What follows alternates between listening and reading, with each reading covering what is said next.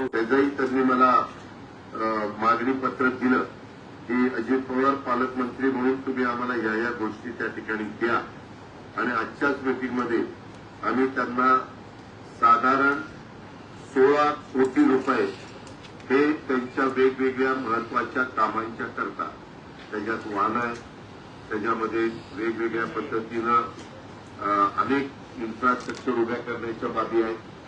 त्या प्रकारे तो कागद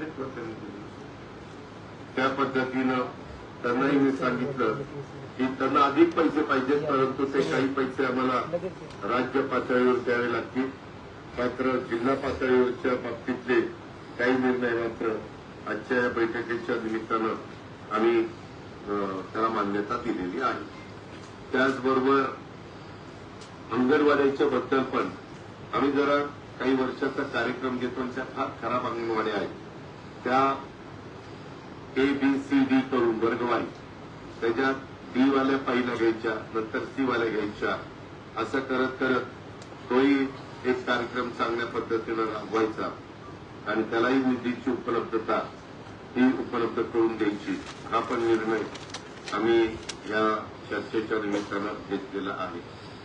त्याच्यामध्ये साधारण आमच्या दिवाळी नवीन घरकुलात उपक्रमाचा शुभारंभ 75,000 घरं अशा पद्धतीनं देण्याचं आमचं नियोजन आहे। त्याचं आम्ही आज इथं अनावरण केलं, पण त्याच्यात मी होतो, बाकीचे सगळे आमचे लोकप्रतिनिधी होते आणि ते प्रत्येकाच्या आयुष्यामध्ये घरात स्वप्न असतात, त्याच्यामध्ये जागाचा प्रश्न आहे।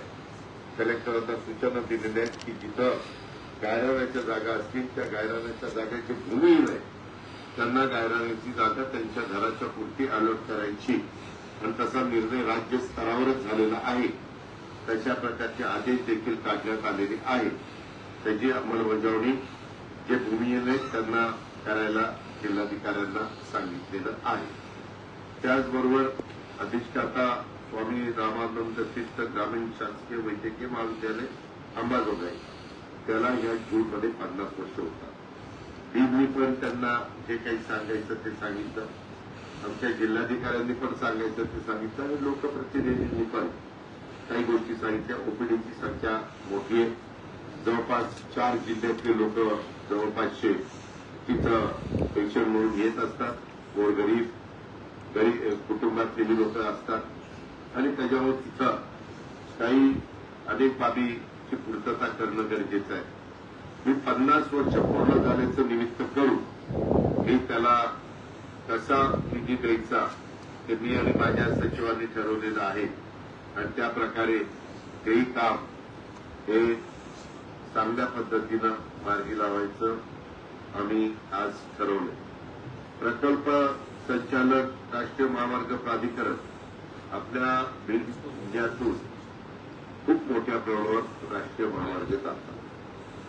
आता बाहेरनं काही रिंग रोड केलेलं असल्यामुळं, बायपास केलेला असल्यामुळं शहरामधली कामं ते एकदा करून देतात, नंतर तुमचं तुम्हाला करा असं शासनाला सांगतात। ही गोष्ट आपल्या शहराच्या बाबतीमध्ये पण घडलेली आहे। तिथं स्ट्रॉंग वॉटर जाण्याच्या करता ड्रेनेजची व्यवस्था करणं गरजेचं आहे। त्याची पण साधक चर्चा त्या ठिकाणी झाली। काही बाबतीमध्ये मला त्या खात्याचे केंद्रीय मंत्री गडकरी साहेबांना पण पत्र द्यावं लागणार आहे आणि तशा पद्धतीनं पत्र देतो। आज सगळ्या मिटिंगचा आढावा मला घेता आला नाही, कारण आता 5 वाजून गेल्यामुळं त्याकरता मी गडकरी साहेबांना जे काही अडचणी होत्या ते त्यांना देणार आहे आणि त्यांच्याकडनं त्या सोडून घेणार आहे। पुढच्या वेळेस शेलार म्हणून वरिष्ठ अधिकारी नॅशनल हायवेचे त्यांनाही मी बोलवणार आहे। आज काही रेल्वेची कामं करत असताना 132/33 सबस्टेशनचा प्रश्न होता, तो लगेचच आम्ही महापारेषणचे CMD संजीव कुमार यांना सांगून सोडवला।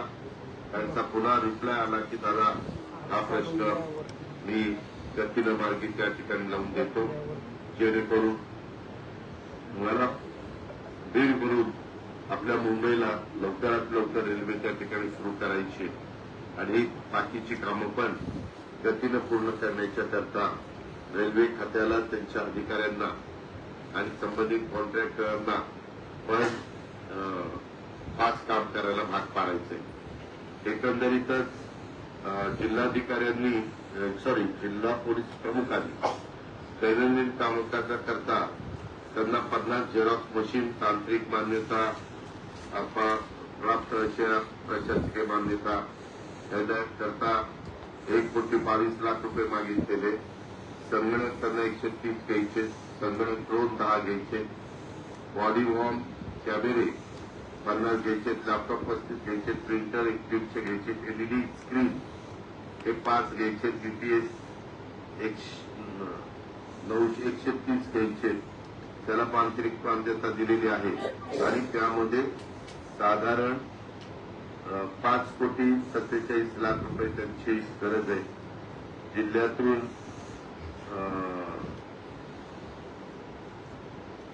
वाहनं ही त्यांना काही घ्यायची, त्या वाहनाला पण निधी मागितलेला आहे, तोही द्यायचा मी ठरवलेला आहे।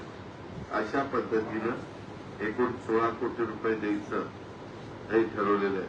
पोलीस विभागाची बांधकामं वगैरे हे आम्ही त्यांचं एक हाऊसिंगचं हे काढलेलं आहे, त्याच्यामध्ये मंडळ काढलेलं महामंडळ, त्यांच्याकडे आपण ते करून घेणार आहे, कारण त्याला डायरेक्ट राज्य सरकारचा निधी तिथं असतो।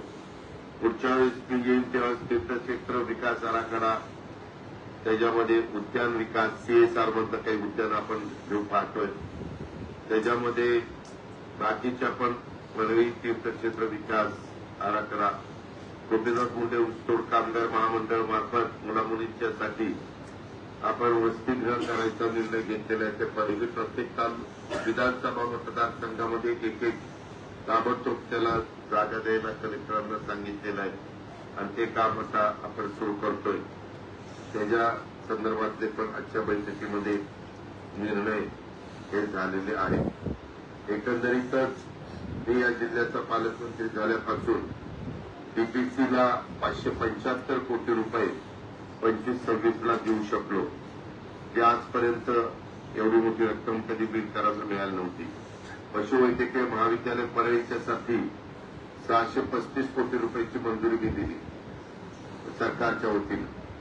सिंचनासाठी कोल्हापूर बॅरेज काल 2 सुरेशदासांच्या मतदारसंघात, एक विजयसिंह पंडितांच्या मतदारसंघात त्याला 59 कोटीची कालच मान्यता दिलेली आहे। पूर्वीच्या केटीवेरीचं रूपांतर बॅरेजमध्ये असं ते आहे की त्याच्यातला पाणी साठा वाढतो आणि लोकांना शेतीला जास्त पाणी उपलब्ध होतं। जिल्हा परिषद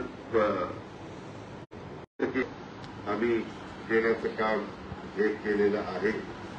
ही पण बाब मला तुमच्या लक्षामध्ये आणून द्यायची होती, हेही मला या पत्रकार परिषदेच्या निमित्तानं आपल्याला सगळ्यांना सांगायचे।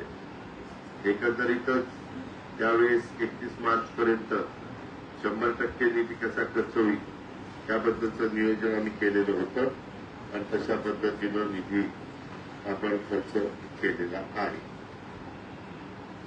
या सगळ्या गोष्टी होत्या। आता आपल्याला काही विचारायचं असेल तर आपण विचारू। एखादी विचारा, माझी हात जोडून विनंती आहे। मी आता इतकं व्यवस्थित सांगितलंय, आपण एखादी विचारा, मी उत्तर देईल। प्रश्न गंभीर आहे दादा।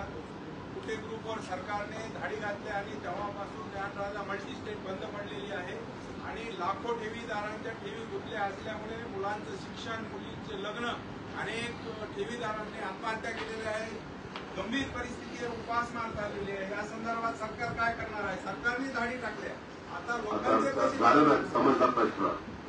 त्यामध्ये मी सतत महाराष्ट्रामध्ये आव्हान करतो की तुम्ही तुमचा निधी, तुमचा पैसा राष्ट्रीयकृत बँकात ठेवा, या अशा पद्धतीच्या संस्थांच्या मध्ये ठेवू नका। हे अजित पवार जिथं जिथं जातो तिथं तिथं आव्हान करत असतो। तरी देखील काही लोक त्यांना आपल्याकडे ठेवी वळवण्याकरता हे संस्था चालक व्याजाचं आमिष दाखवतात आणि तिथं पैसे घेतात। मल्टीस्टेट हे राज्य सरकारच्या एकट्याच्या हातात राहत नाही, मल्टीस्टेट हे केंद्र सरकारच्या हातामध्ये जातं। त्याच्यामुळे त्या संदर्भामध्ये सहकार खातं आमच्या नेते अमित शहा साहेबांच्याकडे आहे। त्या संदर्भात मागे त्यांना सांगितल्यानंतर त्यांनी ज्या कोणी त्या पैशाचा गैरवापर करण्याचा प्रयत्न केला, प्रॉपर्टी खरेदी केल्या, त्या आपण जप्त करतोय. त्याची विल्हेवाट लावून जे लोक आहेत त्यांचे पैसे देण्याच्या बद्दलच म्हणून तर गाडी टाकले. कारण उद्या हे पैसे काही सरकार देऊ शकत नाही. कुठल्या अर्बन कोऑपरेटिव्ह बँकेमध्ये पैसे जर बुडले तर 5 लाखाचं विम्याचं संरक्षण असतं. आम्ही मधल्या काळामध्ये आपल्या ज्या पतसंस्था आहेत त्याला पण काही प्रमाणात विम्याचं संरक्षण द्यावं म्हणून आम्ही काही बजेटमध्ये तरतूद त्या ठिकाणी मागे केली. आता याच्याबद्दल मल्टी स्टेट असल्यामुळं त्याच्यात केंद्र सरकार आणि राज्य सरकार मिळून त्याच्यामध्ये निर्णय घ्यावा लागणार आहे. पण आज पण मी पुन्हा सांगतो, परत पुन्हा काही ना काही असल्याच संस्था निघतात आणि ही लोक मोठ्या प्रमाणावर आमिष दाखवतात, जाहिरातबाजी करतात, लोकांना दिशाभूल करतात आणि ठेवी स्वीकारतात आणि त्याच्यात मग अशा पद्धतीच्या तक्रारी पुढे येतात. त्याच्यात ऑलरेडी आम्ही लक्ष घालून आता घेतलेल्या प्रॉपर्ट्या कोर्टाची मान्यता घेऊ. घेतल्या तर विकता येत नाही, कोर्टाला दाखवावं लागतं की हे यांनी फ्रॉड केलेला होता, त्याच्यात हे त्यांनी बेनामी संपत्ती गोळा केलेली होती. आता ते विक्रीकरता परवानगी देऊन बाजारभावाप्रमाणे विकून त्याच्यातनं जसे पैसे जमा होतील तसे देण्याच्या बद्दलची त्यांची मान्यता घेण्याचं काम चालू. आज आपली भेट एखादी संस्थेचं वय वाढत असताना त्याच्यात काही विभाग वाढतात. आपण एसआरपी कॉलेजचा उल्लेख केला, मेडिकल कॉलेजचा, तिथं असलेलं प्रॉपर्टी युनिट बंद पडले, प्रोफेसर नसल्यामुळे रेडिओलॉजीचं डिपार्टमेंट बंद पडले. साहेब आज त्याचाच आढावा घेतला, त्याचबद्दल अहो त्याच्यात आता मगाशी त्यांनी दाखवलं क्लास 1चे किती अधिकारी कमी आहे, क्लास 2चे किती अधिकारी कमी आहे, क्लास 3चे किती अधिकारी कमी आहे. मी आपल्याला जरा हे 103 क्लास 1चे अधिकारीची रिक्वायरमेंट आहे, क्लास 2चे 108ची आहे, क्लास 3 क्लास 4चे जास्तीचे, पण ते आम्ही ते कॉन्ट्रॅक्ट बेसवर केलं. कारण क्लास 4चे कॉन्ट्रॅक्ट बेसवर घेते आम्हाला त्या ठिकाणी परवडतं, त्याच्यामुळं तिथं तो निर्णय घेणार. आणि मग काही बाकीच्या पण त्यांनी गोष्टी सांगितलेल्या आहे आणि ह्याच्याच करता 50 वर्षाचं निमित्त करून त्या सगळ्याला मान्यता देण्याचं मी ठरवलेलं आहे. वैद्यकीय शिक्षणच्या दिवसकरची माझे डीसीएमचे सेक्रेटरी राजेश देशमुखांचं बोलणं झालेलं आहे आणि तो प्रस्ताव त्या मंजुरी करता प्लॅनिंग आणि फायनान्सला येईल, त्याला माझ्या सूचना मंजूर करायच्या. दादा पालकमंत्री बीड शहराला 15 ते 20 दिवसाला एकदा पाणी पुरवठा होतो आणि सीओकडे तक्रारी केल्या तरी दखल घेतली जात नाही. या संदर्भात आपण काहीतरी, आता उन्हाळ्याचे दिवस आहेत दादा आणि पाणी उपलब्ध आहे, 2-2 तलाव मोठमोठाल्या प्रकल्पातून. बघा पत्रकार मित्रांनो, तुमचा विचारायचा अधिकार जरूर आहे. महाराष्ट्रामध्ये वेगवेगळ्या शहरांना पिण्याच्या पाण्याची योजना मंजूर केल्यानंतर, पाणी दिल्यानंतर त्यांना तिथं पाण्याच्या संदर्भातलं वापरलेलं बिल भरायचं असतं. इथं बिल भरायलाच कोणी तयार नाही. जर नागरिक प्रतिसाद देत नसतील तर नागरिकांचं काम नाही. आपल्याला रोज पाणी पाहिजे असेल तर लाईटचं बिल त्याला येतं, बाकीचा तर खर्च राज्य सरकार करतं. इलेक्ट्रिक पंप बसून देतं, मोटार बसून देतं, पाईपलाईन करतं, काय वॉल काढायचं, टाक्या करायचं, या सगळ्या गोष्टी करून देतं. त्यामध्ये इथं ही काही सवयी ह्या चांगल्या लावण्याची नितांत गरज आहे. ज्याला आपण आर्थिक शिस्त म्हणतो, ती आर्थिक शिस्त लावली तरच, नाहीतर उद्या तुम्ही जरी राज्याचे प्रमुख झाले आणि सगळ्या गावात असंच लाईट बिल भरायचं नाही ठरवलं, पाणीपट्टी द्यायचं नाही ठरवलं, बरं असं काही नाही. लांबलं कुठलं तरी पाणी आणावं लागतं. पाणी तर जवळच आहे, त्याच्यामुळे पंपिंग करायला एवढा काही खर्च येत नाही. बाकीच्या काही काही शहरांना 2-2, 3-3 ठिकाणी पंपिंग करून पाणी न्यावं लागतं. पण तिथं ते वेळच्या वेळेला बिलं भरतात, त्याच्यावर त्यांच्या योजना त्या ठिकाणी चालतात.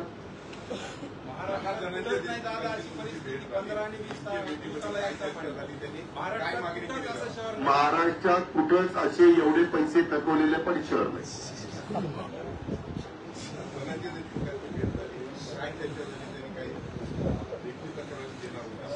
त्यांनी त्यांचं काय म्हणणं आहे ते सांगितलेलं.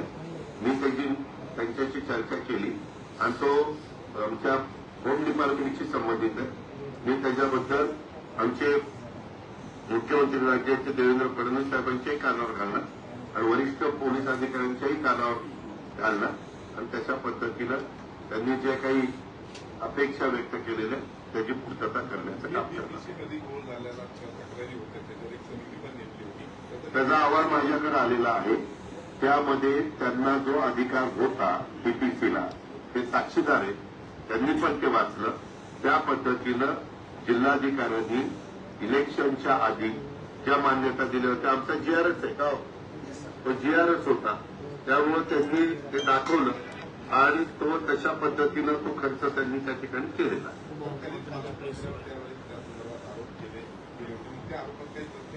त्यामध्ये तथ्य आढळलेलं नाही. जो अधिकार होता, जसा आता पालकमंत्री म्हणून मला आहे, आम्ही आता परवाच ठरवलं की आपलं आता 1 एप्रिल पासून नवीन वर्षाची मीटिंग मी पक्षाच्या पण सांगितलं आणि आमदारांना पण सांगितलं की आपण सुरुवातीलाच त्याला प्रमाण देणं, त्याला टेक्निकल मान्यता, तांत्रिक मान्यता देणं, या सगळ्या गोष्टी करू जेणेकरून त्याची कामं लवकर होती आणि कामाचा दर्जा पण चांगला राहतोय का नाही हे बघता येईल. त्याचं मला विकेंद्रित करायचंय आणि योग्य पद्धतीनं त्या गोष्टी करून त्याच्यातनं बीड करायचं मला रिसर्च द्यायची.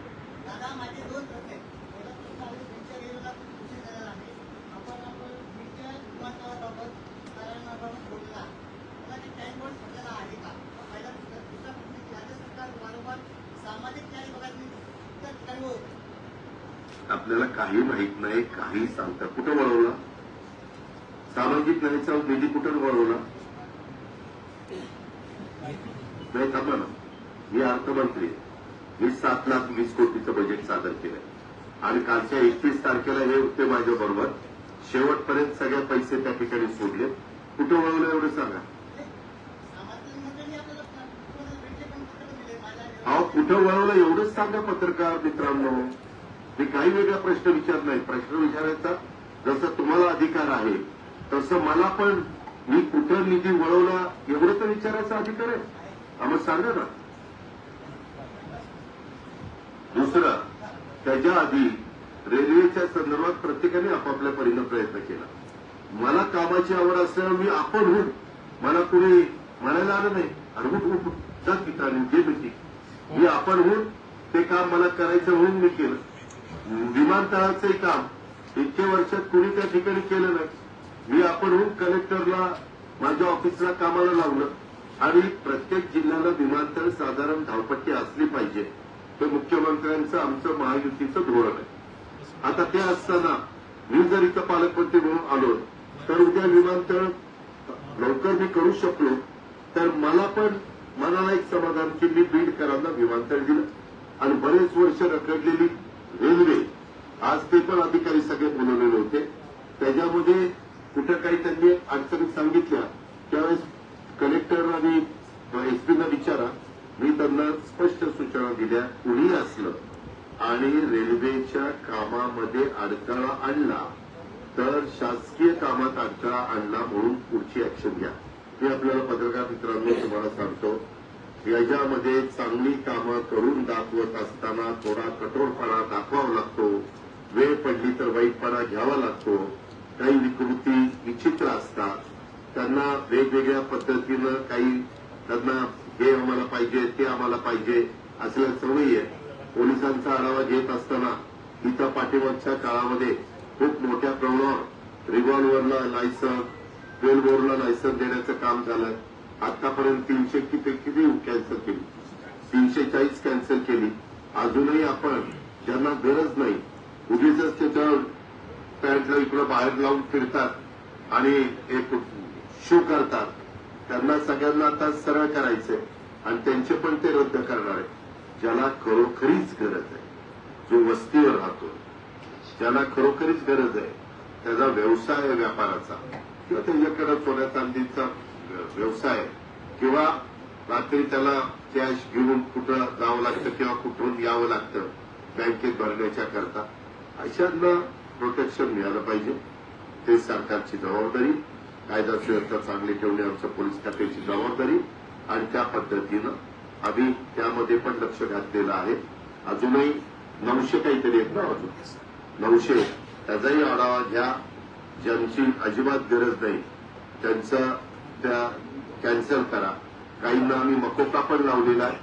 वेगवेगळ्या पद्धतीने चुका करणाऱ्यांना अजिबात थारा द्यायचा नाही आणि एक सगळ्या समाजात जातीय सलोखा राहावा, कुठेही काही अडचण राहू नये, त्या पद्धतीचा आमचा सगळ्यांचा प्रयत्न चाललेला आहे. त्याचाही आढावा आज घेतला. आर्थिक शिस्त लावत असताना प्रशासकीय शिस्त, त्याचबरोबर मगाशी तुम्ही कॅम्प इथं सांगितलं होता, वॉल माफिया, राख माफिया, याच्या संदर्भात आता दादा इथं आल्यानंतर ही सगळी कसं मोडून जाणार? जी दादागिरी अगोदर आहे ती दादागिरी कशी? हो, आता मी सांगू की अशी मोडून काढणार?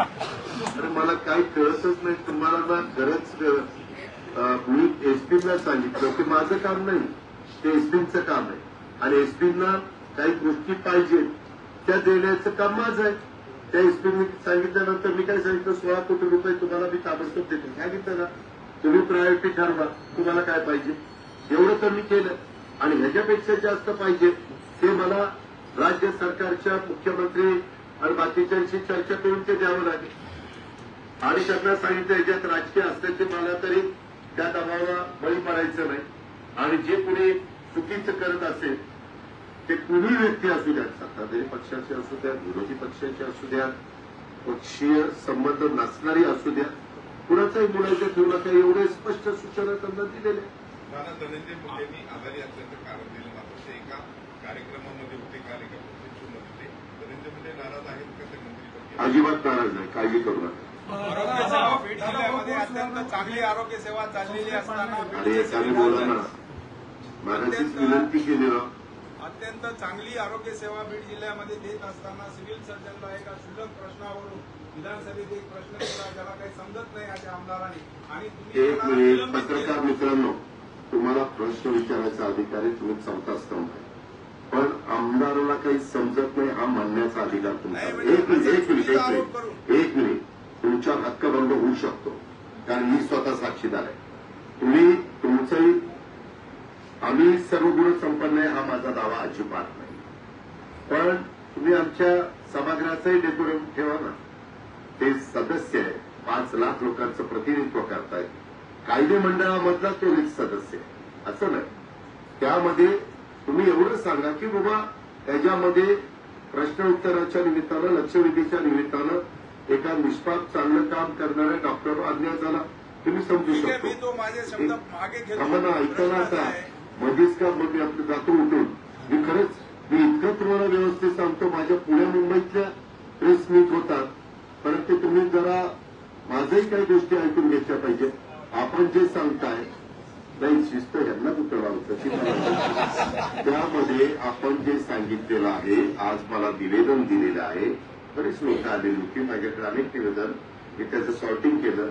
हे कलेक्टरशी संबंधित, हे एसपीशी संबंधित, सीओशी संबंधित, हे राज्य सरकारच्या मुंबईशी संबंधित ते मी घेतलेले आहे. मी माझ्या संबंधित खात्याच्या मंत्र्यांशी बोलणार आहे की बाबा आपण पहिलं रेकॉर्ड काढून बघा, त्यांचं खरंच पूर्वीचं रेकॉर्ड त्या डॉक्टरांचं तसं आहे काय, नाहक कुणावर अन्याय व्हायला नको. आम्ही राज्यकर्ते जनतेने आम्हाला केलं, आम्ही अन्याय करायला राज्यकर्ते झालो नाही. आम्ही कुठं अन्याय झाला असेल तर त्याच्यातून तो अन्याय दूर करून मार्ग काढायला झालो. त्याच्यावर प्रत्येक ठिकाणी दोन्ही बाजू असतात. आज अनेकांनी वेगवेगळ्या प्रकारची निवेदनं दिलेली आहेत, तर त्याच्यामध्ये मी महिला शिष्टमंडळाला पण सांगितलं मला दुसरी पण बाजू तपासून घेऊ द्या आणि दुसरं जर कुणावर आरोप झाला असेल तर एक तरी त्या आरोपामध्ये तथ्य मानून मी पुढची ऍक्शन घेतली तर त्याच्यावर तो अन्याय किंवा ध्येय आहे आणि तो जर गिल्टी असेल तर तो लगेचच एकतर मानतरी खाली घालेल किंवा गप्पतरी बसेल, की त्याचं साधारण चेहराच सांगेल की तो काय करतो. आरोग्य सेवेच्या माध्यमातून 10 ते 15 लाख लोकांचे दादा भरपूर सुधारणा विधेयक संसदेत मांडलं गेलं. पक्ष म्हणून काय भूमिका असणार आहे? त्यामध्ये महायुती एनडीएच्या संदर्भामध्ये जी काही भूमिकेच्या बद्दल चर्चा झालेली आहे त्या संदर्भात आमचे चिराग पासवान असतील, चंद्रबाबू नायडू असतील, नितीश कुमारजी असतील, एकनाथराव शिंदे साहेब असतील, त्या सगळ्यांच्या मध्ये साधक बाधक चर्चा होऊन एकंदरीतच त्याच्यातनं योग्य पद्धतीचा मार्ग काढायचा अशा प्रकारची चर्चा झाली. दादा, राज्यामध्ये 165 युवा शासन शाळा आहेत. दादा, शाहू फुले आंबेडकर युवा शासन शाळा. अरे एकानी कितीदा सांगू. हा दादा, 165 आश्रमशाळा ज्या आहेत, शाहू फुले आंबेडकर नावानं योजना आहे आणि त्या लोकांनी राज्यभर आंदोलन सुरू केलेली आहेत. बीडमध्ये सुद्धा 9 दिवसापासून आंदोलन सुरू आहे. कशाबद्दल? युवा शासन शाळांच्या अनुदानाचा विषय आहे. आपल्याला एकदा तुम्ही तुमची स्वतःची आश्रमशाळा तुम्ही एकदा माझ्याकडे या.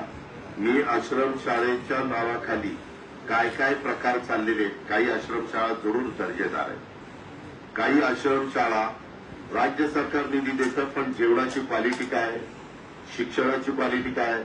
आज आता सीओ इथं बसले. आपण इथं आपल्या मुलांचा मुलींचा शिक्षणाचा दर्जा वाढवण्याच्या करता भागाकार असतील, गुणाकार असतील, बेरीज असेल, वजाबाकी असेल, या सगळ्याच्या संदर्भामध्ये काही एक नियमावली ठरवलेली त्या पद्धतीने आपण पुढे चाललोय. आम्हाला कुणावरही अन्याय करायचा नाही. मात्र काही जण त्या गोष्टीचा गैरफायदा घेण्याचा प्रयत्न करत असतील तर त्याची शहानिशा, त्याचा रेकॉर्ड तपासणं, त्या सगळ्या गोष्टी तिथं खरोखरीच किती विद्यार्थी आहेत, हे व्यवस्थितपणे शाळेत जातात का, त्यांना सगळ्या सुविधा मिळतात का, त्यांना जेवण 2 वेळेचं व्यवस्थितपणे मिळतं का. कारण त्याचे पण आम्ही सगळ्याचे जे रेट आहेत म्हणजे जे योग्य त्याच्यात मानधन द्यायला पाहिजे हे त्या पद्धतीनं आम्ही केलेलं आहे. आता मगाशी कार्यकर्त्यांच्या मेळाव्याच्या काय कुठं वाद झाला? शिंदे साहेबांनी तो पुतळा झाडण्यास सांगितलं. हा पठाण कोडोलीमध्ये एक मिनिट का मी पहाटे उठून इकडे आलेलं. आज काही झालेलं असेल तर मला काही पाठीला डोळे नाही. इथं असं झालंय. मी त्याची चौकशी करेन. ही वेळ पडली तर आता शिंदे साहेबांचं नाव घेतलं. ते पण आमचे सिनियर नेते सिनियर आहेत. माजी मुख्यमंत्री, विद्यमान उपमुख्यमंत्री. मी त्यांना विचारेन काय झालं काय नाही. मग तुम्ही आपल्या मार्फत देवेंद्र फडणवीस यांच्याकडे जात होत्या.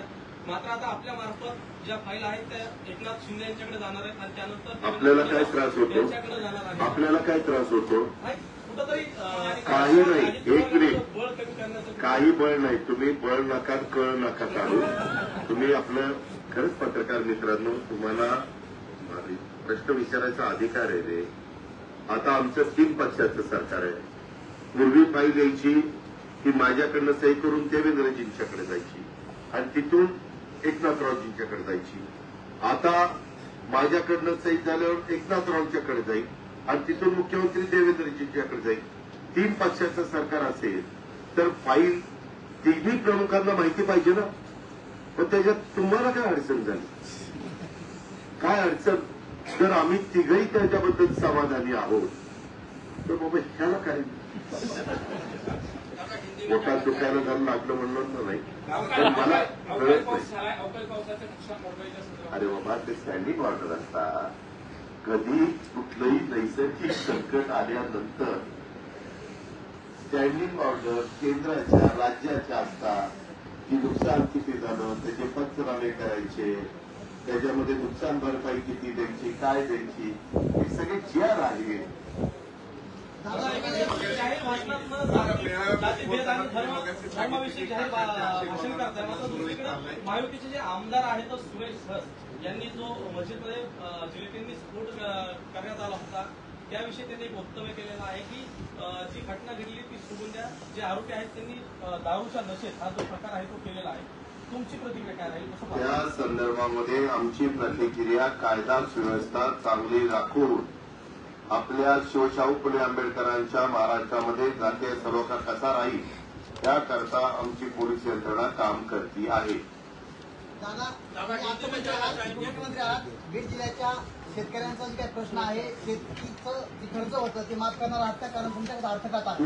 तू ऐकलं ना मागे परत एखादा कुठला इतका हलुका मजबूत करतो त्याचं उत्तर आणि त्याचं उत्तर दिलं ना तो हा रोज माझ्या बातम्या बघत नाही. धन्यवाद.